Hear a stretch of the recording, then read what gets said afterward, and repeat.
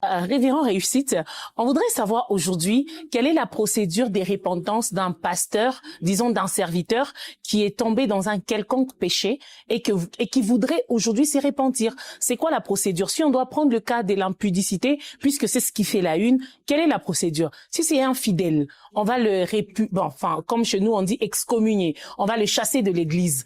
Mais si c'est un pasteur, on voit qu'il peut demander pardon et il y a ces fidèles qui plaident même, qui disent il faut le pardonner, c'est un humain.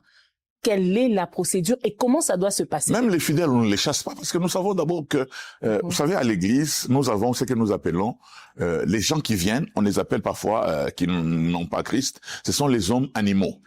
Mais après, quelqu'un devient un homme charnel, c'est-à-dire que bien Mungu anabamba na bien tunasema c'est bien dunia unabeba bien Mungu unabeba acha kimoya c'est-à-dire qu'il peut aller chez Wera, il peut aller chez Mike Alamba et tout ça. Mais après, nous avons ce que nous appelons les hommes spirituels et les gens, nous les jugeons aussi en fonction de la connaissance qu'ils ont. C'est très important. C'est pour cela que vous allez retrouver que Marie, la mère de Jésus, c'était une jeune fille dans le temple. Quand l'ange lui apparaît, elle dit à l'ange, à quel signe le reconnaîtrai-je? L'ange lui explique avec douceur. Mais quand vous regardez la vie du père de Jean-Baptiste, Zacharie, mais on lui a posé la même question. Mais il dit, à quel signe le reconnaîtrai-je? L'ange lui dit, tu seras muet. Donc nous jugeons aussi en fonction de la connaissance. Il y a quelqu'un qui vient d'arriver à l'église, c'était une prostituée, il tombe dans l'impudicité ou il pêche. Nous pardonnons.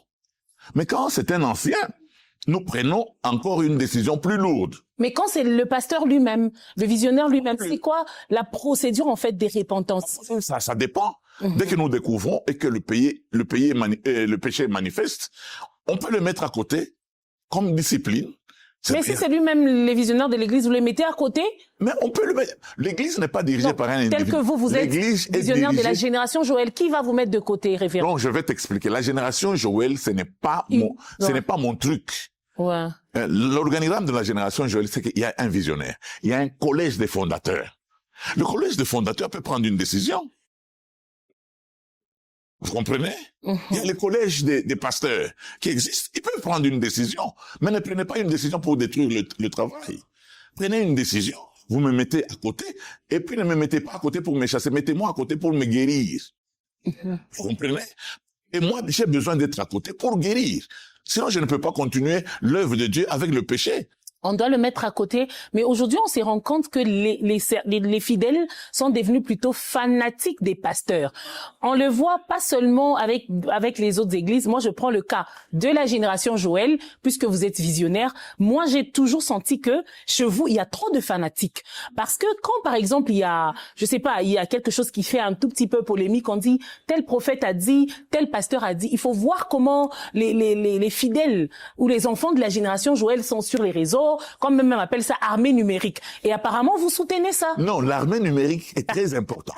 Nous aimons même l'armée numérique. Vous encouragez ça, non, révérend? Ce que j'encourage, c'est quoi? Et vos fidèles sont devenus fanatiques. Non, ils ne sont pas fanatiques. Vous devez protéger le leader. Même quand il est dans les faux ou même quand il a fauté. On doit le protéger. Il n'a pas tué Jésus. Ce n'est pas lui qui avait donné les clous à la croix de Golgotha. Il y a des gens, quand ils travaillent, vous sentez qu'ils veulent tuer. Je donne un exemple. Les gens commencent, une histoire qui s'est passée ici. Les gens disent que moi, j'ai reçu 150 000 $ de Tshisekedi pour faire la campagne. Moi! Tu sais, moi, je vais t'informer que je n'ai jamais vu le président, si ce n'est à la télé. Toute ma vie. Vous pouvez ne pas le voir, mais il peut vous envoyer son éclaireur, par exemple. Comment vous pensez qu'il m'a envoyé seulement l'argent? C'est-à-dire, il y a des gens qui ont dit comme ça. Et puis, ils ont commencé à parler sur les réseaux sociaux. Pire encore, à m'injurier. Ah là, nous avons mis une armée numérique. Je les ai poursuivis jusqu'aux États-Unis. Et vous êtes fier de ça? Oui, fier. Même en Afrique du Sud. Parce que j'ai même des Zoulous à la génération Joël. Les Zoulous, eux, se promènent même avec des humains. Non, vous ne pouvez pas venir détruire un leader comme ça, vous savez. Et puis, à la génération Joël, j'ai des magistrats, j'ai des généraux, j'ai des colonels, j'ai des gens élevés en dignité. Vous allez parler du pasteur d'un ministre comme ça et puis vous dormez calmement. D'accord.